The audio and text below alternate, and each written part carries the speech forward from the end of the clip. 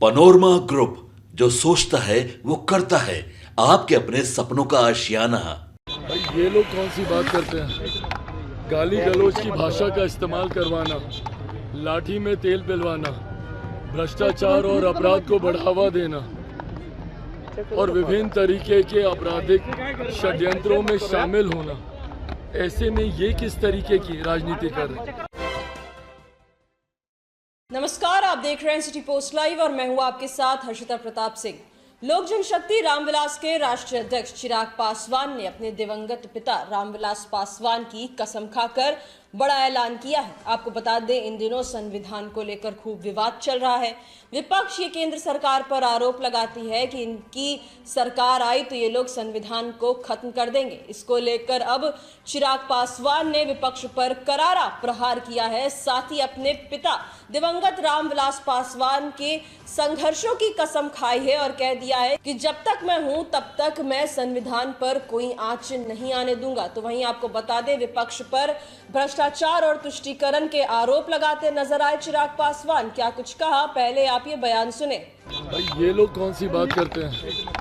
गाली गलौज की भाषा का इस्तेमाल करवाना, लाठी में तेल पिलवाना, भ्रष्टाचार और अपराध को बढ़ावा देना और विभिन्न तरीके के आपराधिक षड्यंत्रों में शामिल होना, ऐसे में ये किस तरीके की राजनीति कर रहे हैं? जिस तरीके से तुष्टीकरण की भावना के साथ देश के सारे संसाधनों पर एक धर्म विशेष का अधिकार बताना, ये वो सोच है जिसकी वजह से आज तक कभी बिहार एक विकसित राज्य नहीं बन सका।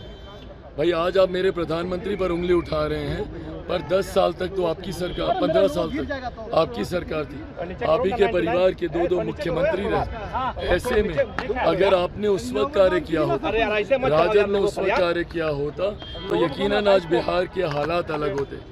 प्रधानमंत्री जी की योजनाएं, गरीब कल्याण की जितनी योजनाएं हैं, उसमें मुझे बता दीजिए कहाँ पे जाति विशेष की बात हो रही है या धर्म विशेष की बात हो रही है। ये वो लोग हैं जो खुद गर्व से जातीयता और सांप्रदायिकता पे बनाए हुए समीकरण के आधार पर राजनीति करने का काम करते हैं। जो लोग खुद गर्व से बोलते हैं हम MY समीकरण वाले लोग हैं। क्या है भैया ये MY? ये जातीयता, ये सांप्रदायिकता नहीं है। तो ऐसे में जो लोग खुद इस कार्य को अंजाम दे रहे हैं, वहीं दूसरी तरफ हमारे प्रधानमंत्री आज की तारीख में उनकी योजनाएं उठाकर देख लीजिए। प्रधानमंत्री आवास हो, उज्ज्वला हो, शौचालय हो, या जिस तरीके से 81 करोड़ लोगों को मुफ्त में राशन मिल रहा है, इन तमाम योजनाओं में कहाँ कहीं पे भेदभाव किया गया? कहीं ये तो नहीं देखा गया कि भाई ये हिंदू का घर है, ये मुसलमान का घर है। सारी योजनाओं का इक्वल डिस्ट्रीब्यूशन कराएगा। पर दिक्कत ये है ना कि हार के डर से अब ये महागठबंधन वाले लोग बौखलाने लगे हैं।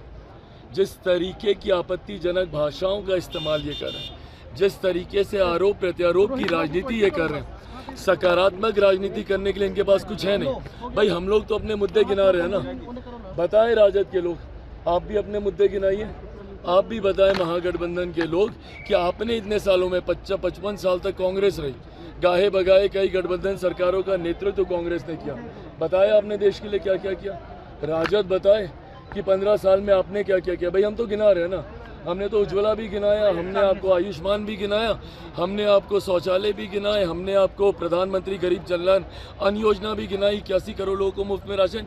ये तो वो हम लोग सरसरी निगाहों से उन योजनाओं का जिक्र कर रहे हैं जिसका लाभ सीधा जा रहा है। अभी किसान योजना के माध्यम से जिस तरीके से उनके बैंक में डायरेक्ट ट्रांसफ़र हो रहा है किसानों के खाते में, ये वो योजना है। इसके अलावा कई ऐसी योजनाएं हैं जो सीधा गरीब परिवार को प्रभावित कर रही हैं। परिणाम स्वरूप 25 करोड़ लोग गरीबी रेखा से बाहर निकले।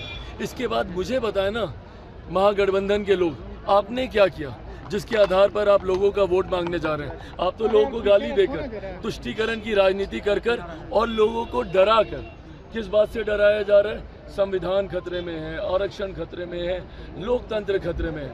2015 का बिहार विधानसभा का चुनाव याद कीजिए। पूरा चुनाव सारे मुद्दे से भटकाकर सिर्फ आरक्षण के मुद्दे पे केंद्रित कर दिया गया। आज 10 साल होने को आए हैं, क्या हो गया भैया आरक्षण को? कहाँ, किसने छीन लिया, किसने खत्म कर दिया? उसी तरीके से आज संविधान, जिस संविधान के तहत मेरे प्रधानमंत्री 3 बार गुजरात के मुख्यमंत्री रहे। जिस संविधान की वजह से आज वो तीसरी बार देश के प्रधानमंत्री बनने जा रहे हैं, क्यों कोई उस संविधान को हटाएगा? और भाई, मेरे नेता, मेरे पिता हमेशा पहरेदार की तरह रहे हैं हर उस सरकार में।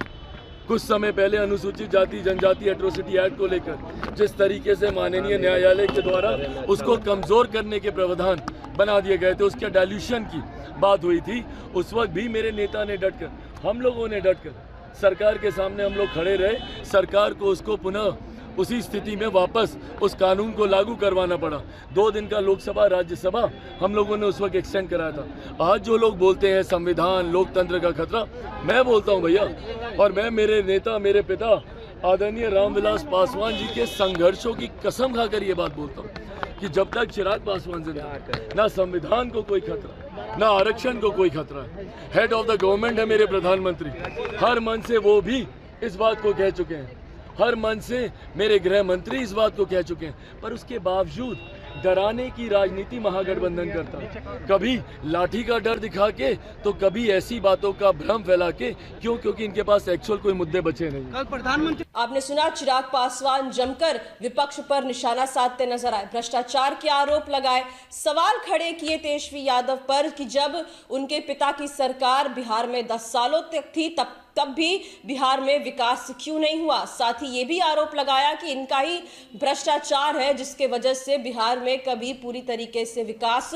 हो ही नहीं पाया। साथ ही सवाल करते नजर आ रहे थे विपक्ष से कि इनके पास कोई मुद्दा नहीं है, इसीलिए लोग संविधान की बात करते हैं। सवाल किया कि आखिर इन्होंने क्या काम किया, इनकी सरकार रही तो इसके बारे में कोई जवाब क्यों नहीं देते। हम लोग जब जनता से समर्थन मांगने जाते हैं तो एनडीए सरकार के कामों के बारे में गिनवाते हैं, जो भी योजनाएं एनडीए सरकार ने देश की जनता के लिए की है उसके बारे में बात करते हैं, लेकिन इनके पास कोई मुद्दा है ही नहीं। इसीलिए ये लोग संविधान के बहाने हम पर निशाना साधने का काम करते हैं। 10 सालों से पीएम मोदी की सरकार है, लेकिन संविधान पर कोई आंच नहीं आई, तो इनके बातों का कोई अर्थ है ही नहीं। साथ ही संविधान को लेकर कसम खाते नजर आए लोक जनशक्ति रामविलास के राष्ट्रीय अध्यक्ष, अपने पिता दिवंगत रामविलास पासवान के संघर्षों की कसम खाते हुए चिराग पासवान ने कह दिया कि जब तक मैं हूं तब तक संविधान पर कोई आंच नहीं आने दूंगा। तमाम मुद्दों को लेकर जमकर विपक्ष पर निशाना साधा है। क्या कुछ कहा, ये हमने आपको सुनाया। फिलहाल इस खबर में इतना ही। आप आगे की खबरों के लिए देखते रहिए सिटी पोस्ट लाइव। इस वीडियो को लाइक करें, शेयर करें और चैनल को सब्सक्राइब करना ना भूलें। धन्यवाद।